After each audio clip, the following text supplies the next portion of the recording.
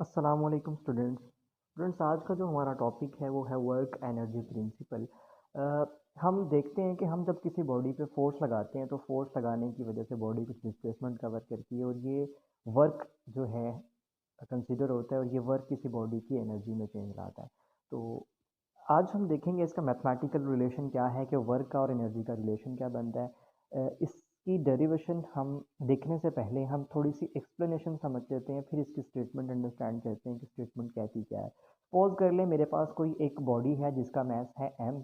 Initially वो अभी rest पे है तो उसकी इनिशियल वेलोसिटी है v नॉट, ज़ीरो होगी।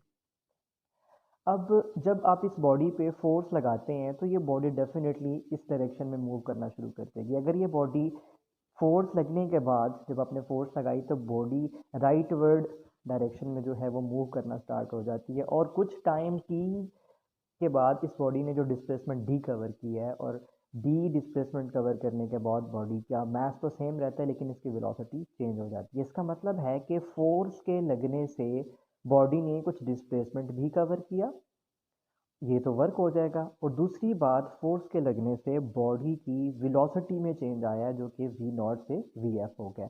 अब पहले बॉडी की वेलोसिटी थी काइनेटिक एनर्जी, चूंकि वेलोसिटी ज़ीरो थी तो काइनेटिक एनर्जी ऑफ ज़ीरो या नॉट हमने इसको लिखा हुआ है। तो बाद में इसकी जो वेलोसिटी, जब इसकी वेलोसिटी चेंज हुई फोर्स के लगने से वी एफ, तो इसकी वेलोसिटी हो जाएगी काइनेटिक एनर्जी ऑफ एफ। इसका मतलब है कि काइनेटिक एनर्जी में चेंज आ गया। अब यहाँ पे, यहाँ से इस केस में जो क्वेश्चन बन सकते हैं वो कहते हैं कि when applied force increases the speed. हमने फोर्स लगाई बॉडी पे जो कि रेस्ट में थी, अब फोर्स के लगने से बॉडी की स्पीड में इजाफा हो गया, बॉडी की स्पीड इंक्रीज हो गई है। अब बॉडी की स्पीड इंक्रीज हुई है तो पूछ सकता है कि वर्क पॉजिटिव होगा या नेगेटिव होगा। काइनेटिक एनर्जी फाइनल ज़्यादा होगी या इनिशियल ज़्यादा होगी। तो यहाँ पे इसका जो वर्क है वो पॉजिटिव होगा और इसकी जो काइनेटिक एनर्जी है वो के एफ ऑफ ग्रेटर होगी वो इनिशियल काइनेटिक एनर्जी से। वर्क डन पॉजिटिव क्यों हुआ? क्योंकि फोर्स भी उसी डायरेक्शन में है, देखें यहाँ से, और डिस्प्लेसमेंट भी उसी डायरेक्शन में है, तो एंगल 0 डिग्री बनेगा और कॉज ऑफ 0 1 के इक्वल होता है तो वर्क पॉजिटिव मैक्सिमम हो जाएगा।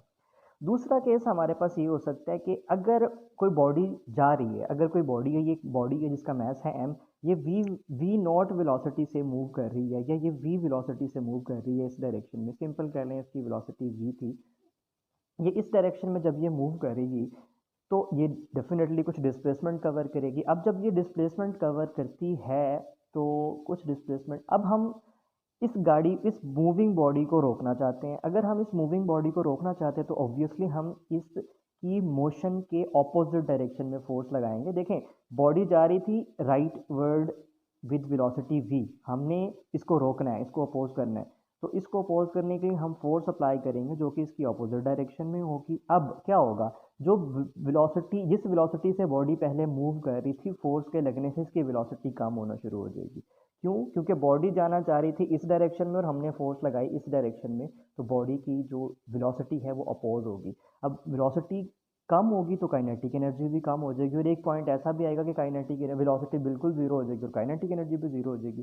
तो इस केस में अगर हम वर्क देखें तो इस केस में हमारे पास वर्क जो है वो नेगेटिव होगा। वो क्यों नेगेटिव होगा? क्योंकि देखें, बॉडी डिस्प्लेसमेंट कवर कर रही है राइट डायरेक्शन में, राइटवर्ड, लेकिन जो फोर्स अप्लाई की जा रही है वो लेफ्टवर्ड डायरेक्शन में है। और इनके दरमियान अगर हम एंगल देखें तो 180 डिग्री बनता है और कॉस 180 डिग्री -1 के इक्वल होता है। तो यहाँ से आपसे जो क्वेश्चन पूछा जा सकता है वो कहते हैं कि वर्क जो है वो पॉजिटिव होगा या नेगेटिव होगा।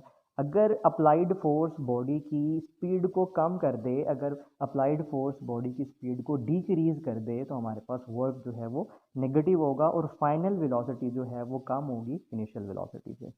अब आते हैं इसकी स्टेटमेंट की तरफ। स्टेटमेंट क्या कहता है कि work done on a body is equal to change in its kinetic energy. तो हमने अभी यही यही दोनों केसेस में यही चीज़ डिस्कस की कि हमने फोर्स अप्लाई की, बॉडी ने कुछ डिस्प्लेसमेंट कवर किया तो हमारे पास वर्क आ गया। वर्क किसके इक्वल होता है? एफ डॉट डी के। अब ये जो वर्क किया है, इस वर्क ने बॉडी की एनर्जी में चेंज लाया है।